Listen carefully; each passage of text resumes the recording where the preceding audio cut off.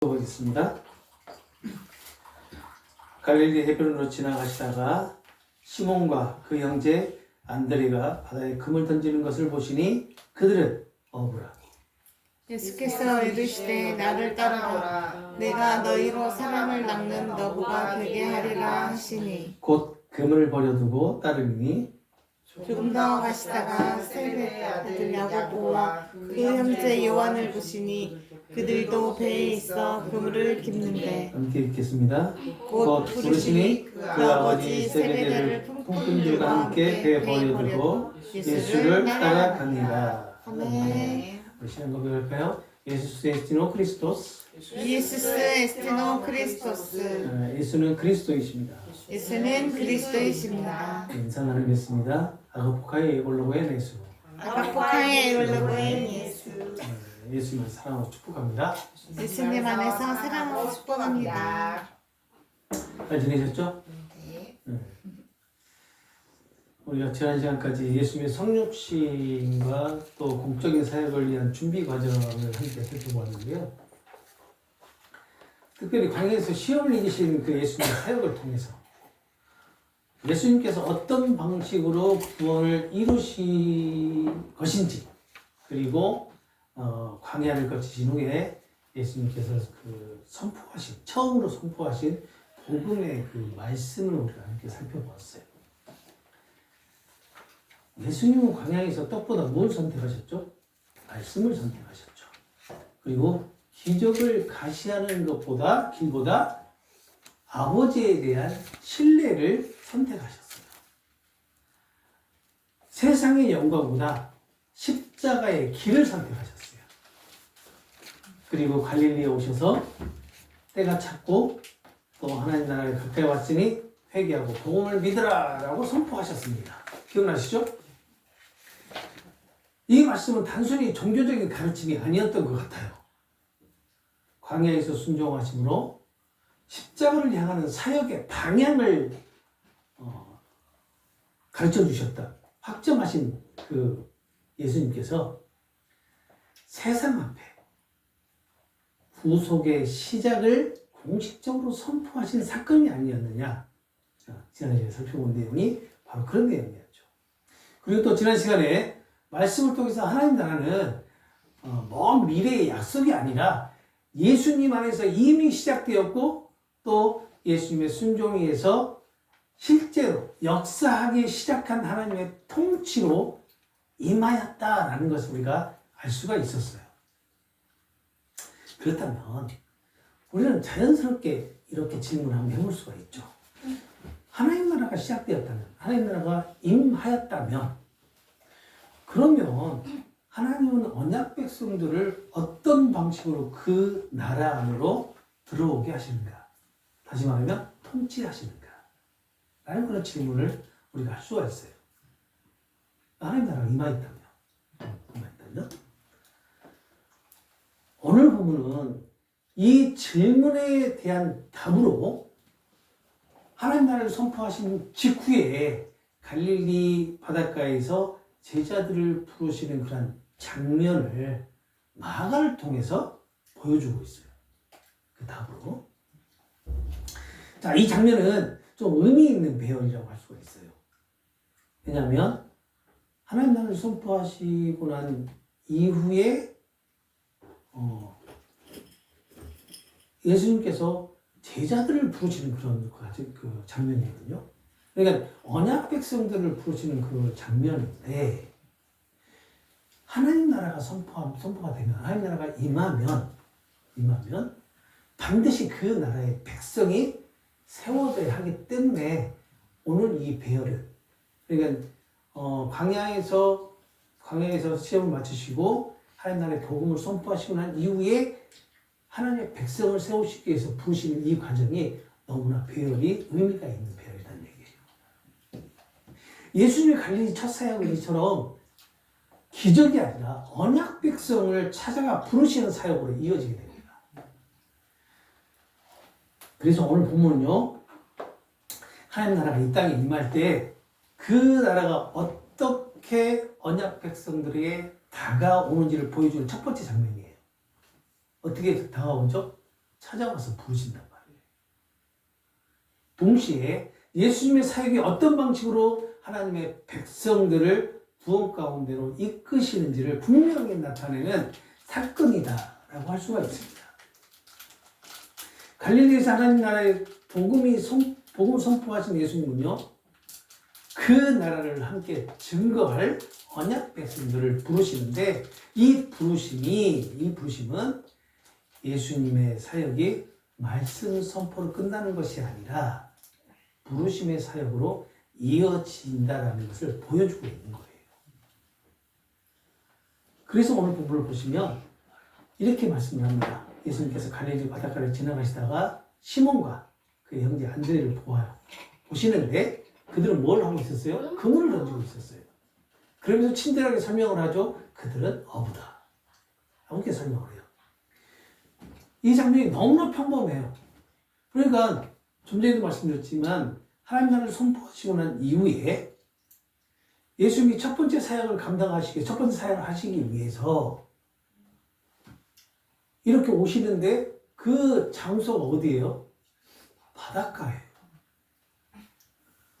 그러니까 공적인 사역을 처음 시작을 하시는데 그 장소가 성전도 아니고 그리고 회당도 아니에요. 그리고 기도하는 장소도 아니고 그리고 예배하는 자리도 아니란 말이에요. 그저 평범한 사람들이 땀 흘려 일하는 일상의 현장이었더라는 거예요. 유대인들의 그 정서를 한번 생각해 봅시다. 유대인들의 정서는 하나님 말씀에 임하는 곳이 어디예요? 그렇지.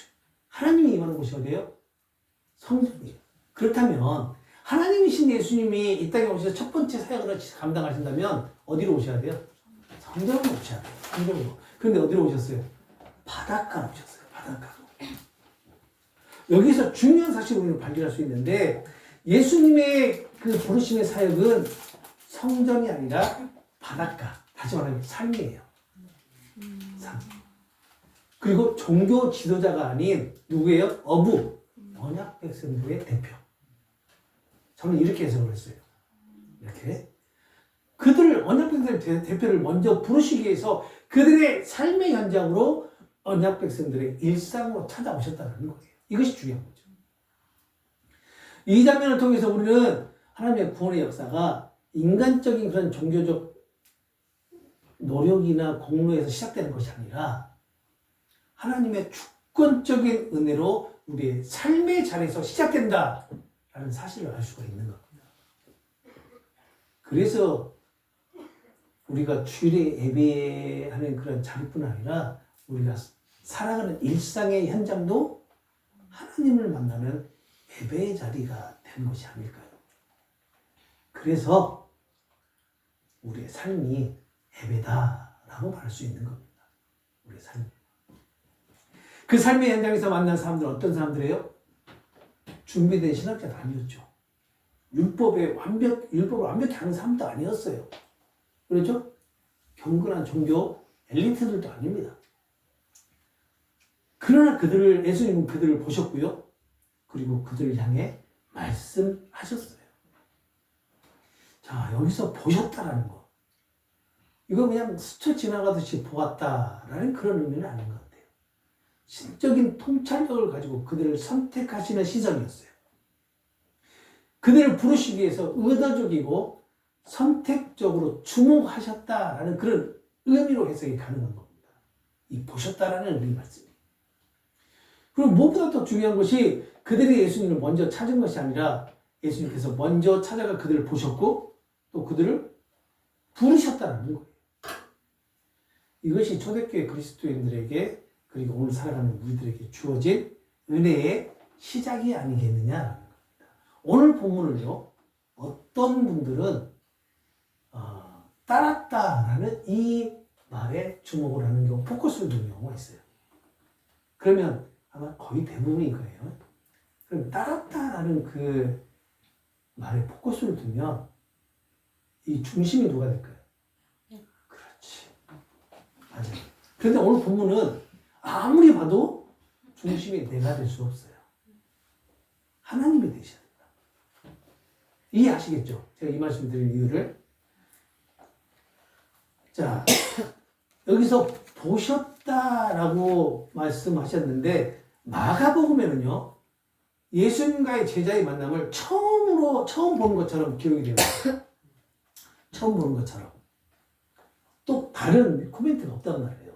그래서 우리가 마가복음을 통해서 예수님과 제자들이 만나는 장면을 보게 되면 처음 만나는 것이구나 라고 볼 수가 있는데 요한복음 1장 35절에서 42절을 보시게 되면 이미 만난 것을 알 수가 있어요. 이미 만나서 예수님에 대해서 알았고 서로 교제가 있었다라는 것을 우리가 알 수가 있어요. 그렇다면 왜 마가복음에서는 처음 이렇게 만난 것처럼 기록을 했을까? 우리 이것을 처음 만난 것처럼 기록한 것을 그대로 받아들이면 안 되고 아마 이것이 결정적인 소명의 순간으로 우리가 이해해야 되지 않을까. 결정적인 소명의 순간, 즉 말해서 부름을 받는 명령의 순간 우리가 받아들여야 되지 않을까. 이미 요한복음을 통해서 이미 만남이 있었는데 마가복음을 통해서는 소명이 주어지는 순간이 아니겠느냐. 이 만남을 통해서 이렇게 우리는 이해를 하면 되는 겁니다. 우리가 준비되었기 때문에 부르심 받은 것이 아니라 창세전 택함을 통해서 이 시대를 살아가는 우리를 보셨기 때문에 부르심이 시작된 것이 아니겠느냐. 그래서 하나님 나라는 완전한 사람을 모으는 그러한 나라가 아니라 창세전 언약 안에서 부르심의 은혜가 임한 자들을 통해서 이루어 가시는 나라가 아닐까라는 그런 생각을 해봤습니다. 그래서 예수님의 이 공적인 사역의 시작은 병을 고치거나 가르치거나 또 기적을 행하는 사역이 아니라 언약 백성을 찾으시고 부르시는 은혜의 사역으로 시작하신 것이에요. 너무나 감사하죠. 이 특별한 부르심에는 어떤 자격이 있었을까요? 어떤 조건이 있었을까요? 아무 조건 없이 주어진 은혜의 부르심이 아닐까요? 오늘 본문을 통해서도 보게 되면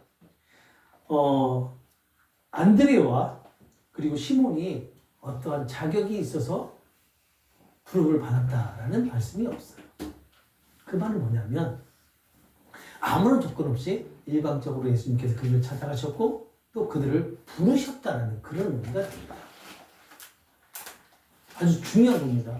지금 말씀드린 것은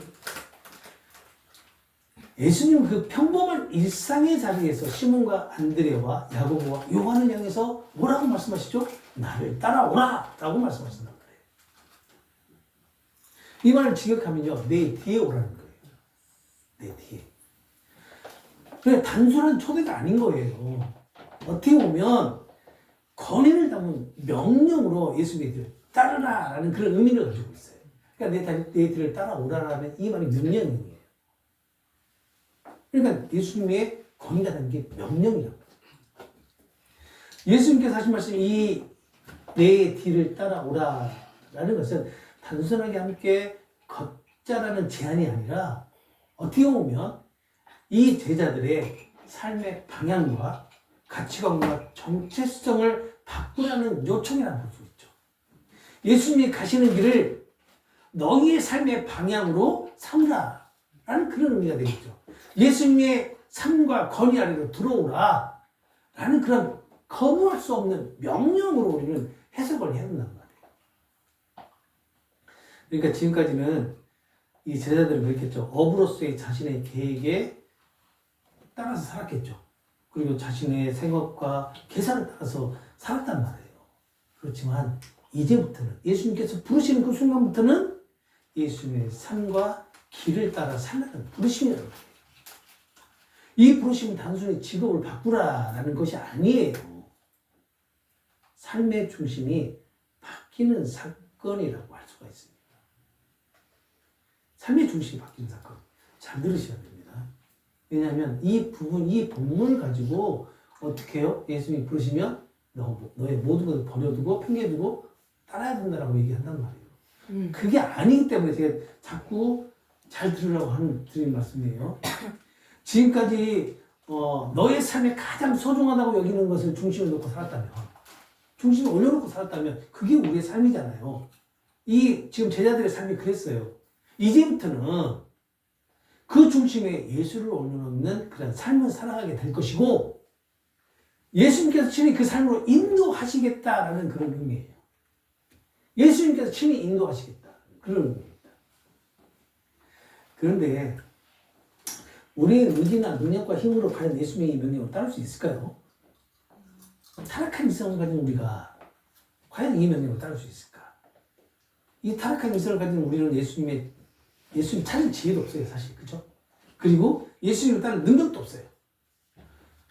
그리고 하마르티아라고 하는 이 죄는 하나님께 향하는 우리의 의지를 어떻게 했어요? 완전히 무능력하게 만들어 버렸잖아요.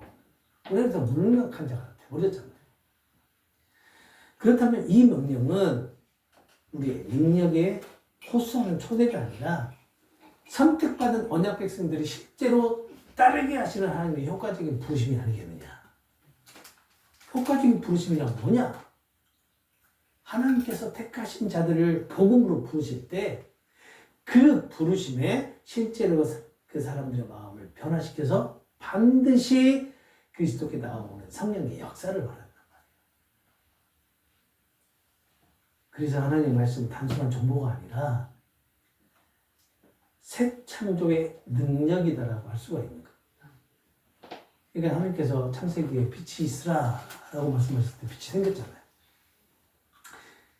이처럼 예수님이 나를 따라오라라는 그 말씀은 실제로 예수님을 따르게 만드는 능력이다라는 거예요. 그러니까 이게 효과적인 부르심이라는 겁니다. 그래서 제자들이 예수님을 따른 것은 그들의 결단이 아니라 예수님의 부르심의 능력 때문이다라고 할 수 있는 겁니다.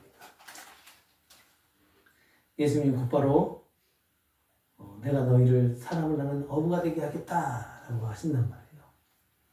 여기서 사람 낳는 어부가 무엇을 의미할까요? 제가 여러 해석들을 쭉 봤는데 가장 적절한 것이 사람들을 하나님 나라로 이끄는 사역자로 해석하는 게 가장 적절하더라고요.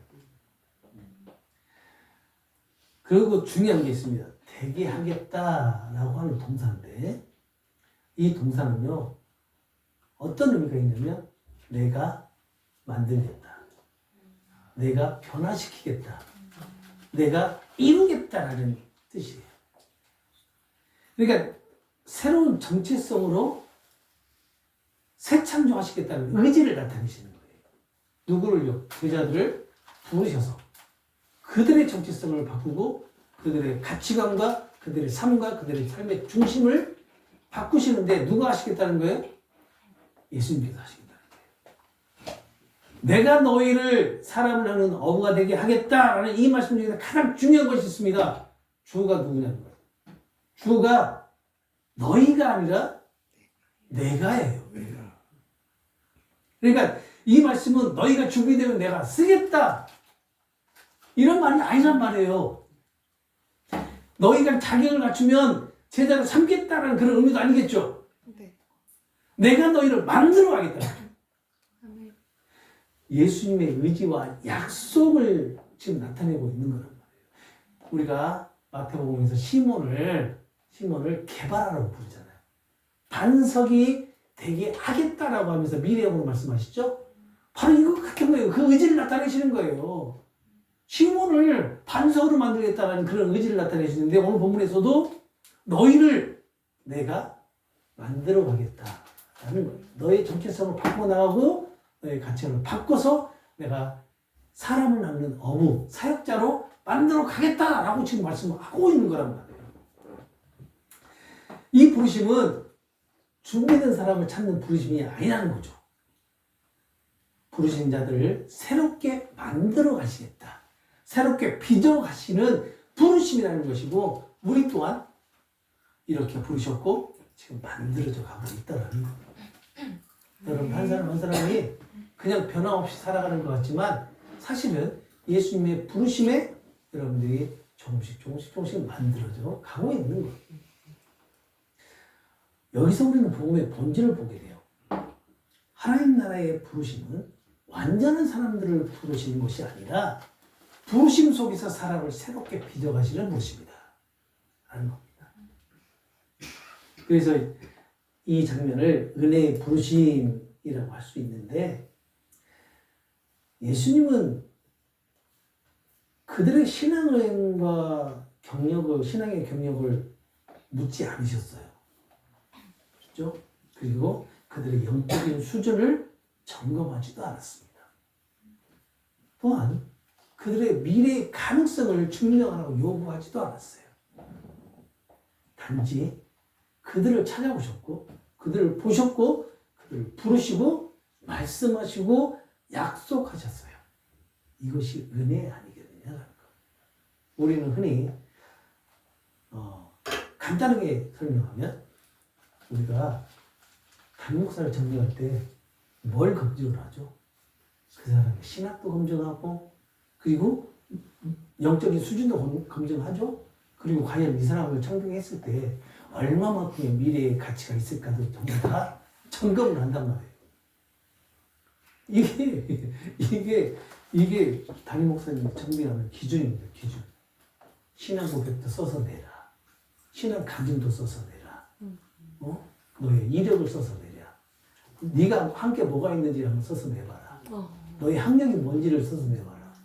이런 모든 것들을 싹 점검한단 말이에요. 그런데 제가 이 본문을 준비하면서 예수님의 사역, 첫 번째 사역을 준비하면서 이 부분을 보니까 너무 어처구니 없는 일을 지금 우리는 교회에서 하고 있는 거예요. 예수님은 사역자를 부르실 때 정말 아무것도 보지 않았어요. 왜 그랬을까? 예수님께서 만들어 가셨기 때문에. 예수님께서 만들어 가시기 위해서 그렇게 하셨던 거란 말이에요. 완전한 사람들을 부르지 않으셨어요. 뭔가 준비되어 있는 사람을 부르지 않으셨어요. 고기 잡고 있는데 부르셨다니까요. 뭘 준비했겠어요? 금을 던지고 있는데 안드레야 이리 와봐봐. 이렇게 얘기를 하시는데 뭘 준비했겠냐? 조건을 확인한 뒤에 부르신 것이 아니라 부르심 자체 안에 변화의 능력이 있기 때문에 그런 거예요. 이 부르심은 내가 무엇을 할 수 있느냐를 묻는 부르심이 아니라 내가 너를 통해서 무언가를 이루겠다라는 선포라고 할 수 있는 거예요. 우리가 이렇게 부르심 받지 않았을까요? 우리가 부르심을 받았다는 것은 우리가 새 창조를 입었다는 거예요. 그때 이미 우리는 우리의 의지와는 상관없이 어때요? 예수님께서 만들어 가시는 대로 살아가게 돼 있어요. 우리가 만들어서 살아가는 것이 아니라 우리가 그 조건을 맞춰가는 게 아니라 바로 여기서 우리는 강한 복음의 메시지를 듣게 됩니다. 우리가 준비되어서 예수님을 따르는 것이 아니라 우리의 의지와는 상관없이 일방적으로 예수님이 우리를 부르셨기 때문에 그 부르심의 능력에 사로잡혀서 따라가게 되는 것이고 그 부르심 안에서 우리의 인생은 새로운 방향과 정체성과 가치관과 중심을 얻게 된다는 그런 메시지입니다. 우리가 흔히 들어온 준비된 자를 쓰신다. 그리고 준비된 자를 찾는다라는 말은 잘못된 표현이겠죠. 근데 너무나 흔하게 사용이 되고 있어요. 이 말이. 얼마나 우리가 잘못 말씀을 사용하고 있는지 알겠죠. 특히 오늘 본문을 가지고 많은 성도들에게 무엇을 강요해요? 헌신 봉사할 것을 강요합니다. 그러나 오늘 본문은 그런 내용이 아니에요. 예수님의 부르심에 오늘 본문에서 제자들은 반응을 아주 짧게 기록을 해요. 짧게 기록을 하는데 그들이 곧 그물을 버려두고 예수님을 따랐다 라고 합니다. 여기서 버려두고라는 그런 말이 있는데 이 말은 단순히 버렸다라기보다는 놓아두다, 뒤에 남겨두다 라는 그런 의미를 가지고 있어요.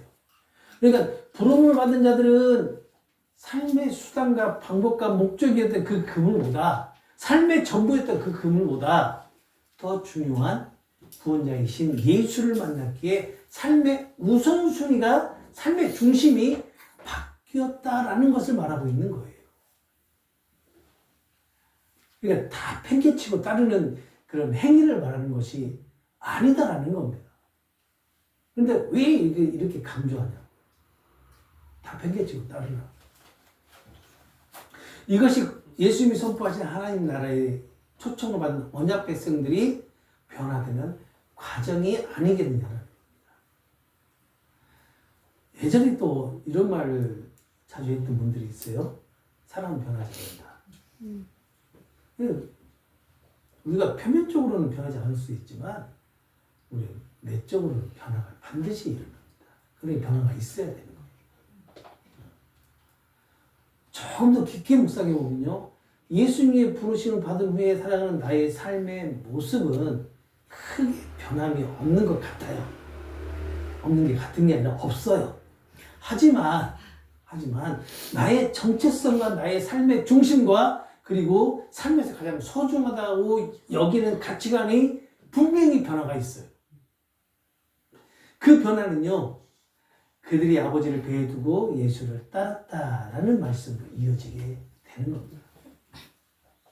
여기서도 보게 되면 따라갔다라는 말도 순간적인 한 번의 행동을 나타내는 동사가 아니라 계속해서 따르는 삶의 방향의 전환을 의미해요. 다시 말하면 부름을 받은 자들은 감정적으로 순간 반응하는 것이 아니라 앞으로의 인생 전체가 예수님을 따르게 되는 것을 말한단 말이에요. 이것이 이들의 의지로 가능했던 것은 아니었던 것 같아요.